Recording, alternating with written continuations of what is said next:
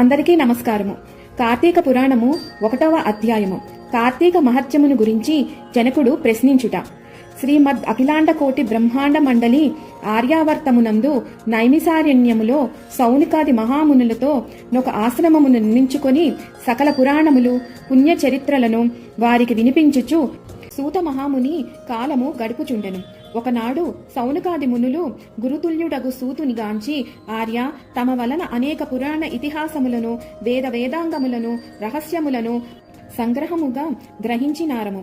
కార్తీక మాస మహత్యమును కూడా వివరించి దాని ఫలమును తెలపగోరుచుంటిని. కాన తమరా వ్రతమును వివరించవలసినదిగా కోరిరి. అంతా నా సూత మహర్షి, ఓ ముని పుంగవులారా, ఒకప్పుడు ఇదే కోరికను నారదుడు సృష్టికర్తయగు బ్రహ్మను కోరుకొనగా బ్రహ్మదేవుడు అతనిని విష్ణుమూర్తి, లక్ష్మీదేవిని, సాంబశివుడు పార్వతీదేవికి తెలియజేసిన విధముగా నా కథను వినిపించెదను. అట్టి పురాణ కథను మీకు కూడా తెలియజేయుదును. ఈ కథను వినుట వలన మానవులకు ధర్మార్థములు కలుగుటయే కాక ఇహమునందును పరమునందును సకల ఐశ్వర్యములతో తులుతూగుదురు. కావున శ్రద్ధగా ఆలకింపుడు అని ఇట్లు చెప్పెను.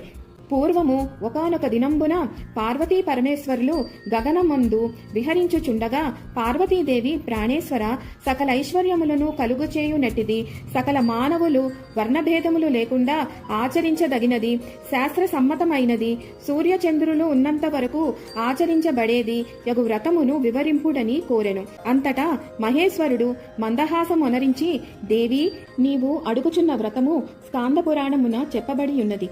దానినిప్పుడు వశిష్ఠ మహాముని మిథిలాధీసుడగు జనక మహారాజునకు వివరించబోవుచున్నాడు. చూడుమా మిథిలా నగరము వైపు అని మిథిలా నగరము దిశగా చూపించెను. అట మిథిలా నగరములో వశిష్ఠుని రాకకు జనకుడు సంతసించి అర్ఘ్యపాద్యములతో సత్కరించి కాళ్లు కడిగి ఆ జలమును శిరస్సుపై చల్లుకొని, మహాయోగి మునివర్య, తమర వల్ల నేను, నా శరీరము, నా దేశము, నా ప్రజలు పవిత్రులమైతిని. తమ పాదధూళిచే నా దేహము పవిత్రమైనది. తమరు ఇటు ఏల వచ్చిరో సెలవిండు అని వేడుకొనెను.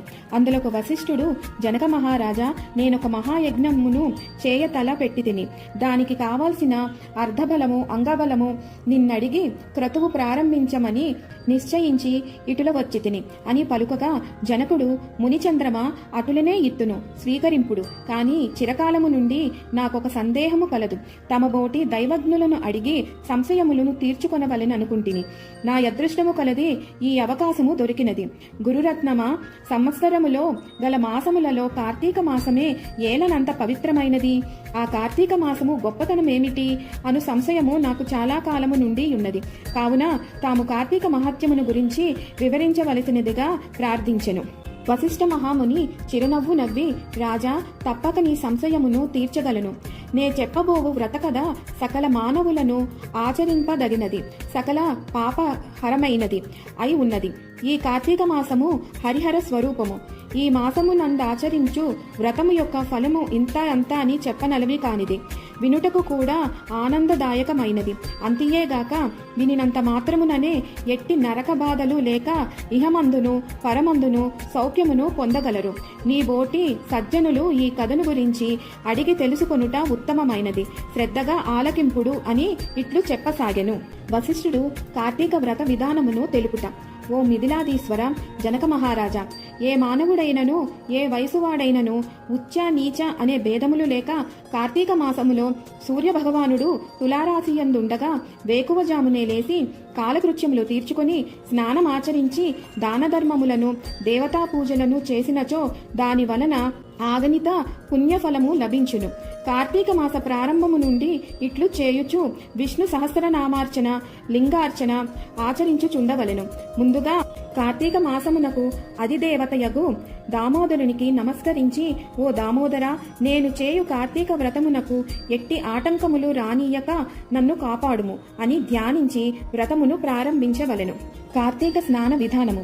ఓ రాజా, ఈ వ్రతం ఆచరించు దినములలో సూర్యోదయమునకు పూర్వమే లేచి కాలకృత్యములు తీర్చుకొని నదికి పోయి స్నానమాచరించి గంగకు, శ్రీమన్నారాయణునకు, పరమేశ్వరునకు, భైరవునకు నమస్కరించి సంకల్పము చెప్పుకొని మరలా నీట మునిగి సూర్యభగవాను భగవానునకు అర్ఘ్య ప్రదాన మొసంగి పితృదేవతలకు క్రమం ప్రకారముగా తర్పణములు ఒనర్చి గట్టుపై 3 దోసిళ్ల నీళ్లను పోయవలెను. ఈ కార్తీక మాసములో పుణ్యనదులైన గంగా, గోదావరి, కృష్ణ, కావేరి, తుంగభద్ర, యమున మున్నగు నదులలో ఏ ఒక్క నదిలోనైనా స్నానమాచరించిన ఎడల గొప్ప ఫలము కలుగును. తడి బట్టలను వీడి మడి బట్టలను కట్టుకొని శ్రీ మహావిష్ణువునకు ప్రీతికరమైన పుష్పములను తానే స్వయముగా కోసి తెచ్చి నిత్య ధూప దీప నైవేద్యములతో భగవంతునిని పూజ చేసుకొని గంధము తీసి భగవంతునికి సమర్పించి తాను బొట్టు పెట్టుకొని పిమ్మట అతిథి అభ్యాగతులను పూజించి వారికి ప్రసాదమిడి తన ఇంట వద్ద గాని దేవాలయములో గాని లేక రావి చెట్టు మొదలు గాని కూర్చుండి కార్తీక పురాణమును చదవవలయును. ఆ సాయంకాలము సంధ్యావందనము ఆచరించి శివాలయమునందు కాని విష్ణాలయమునందు కాని లేక తులసికోట వద్ద గాని దీపారాధన చేసి శక్తిని బట్టి నైవేద్యమును తయారు చేయించి స్వామికి సమర్పించి అందరికీ పంచిపెట్టి తరువాత తాను భుజించవలెను. మరునాడు వృష్ణాన్నముతో భూతప్రీతి చేయవలెను. ఈ విధముగా వ్రతమాచరించిన స్త్రీ పురుషులకు పూర్వమందును ప్రస్తుత జన్మమందును చేసిన పాపము పోయి మోక్షమునకు అర్హులగుదురు. ఈ వ్రతము చేయుటకు అవకాశము లేనివారు వ్రతము చేసిన వారలను చూచి వారికి నమస్కరించినచో వారికి కూడా తత్సమాన ఫలితము దక్కును. ఇట్లు స్కాంద పురాణాంతర్గత వశిష్ఠ ప్రోక్త కార్తీక మాహాత్మ్య మండలి మొదటి అధ్యాయము మొదటి రోజు పారాయణము సమాప్తము.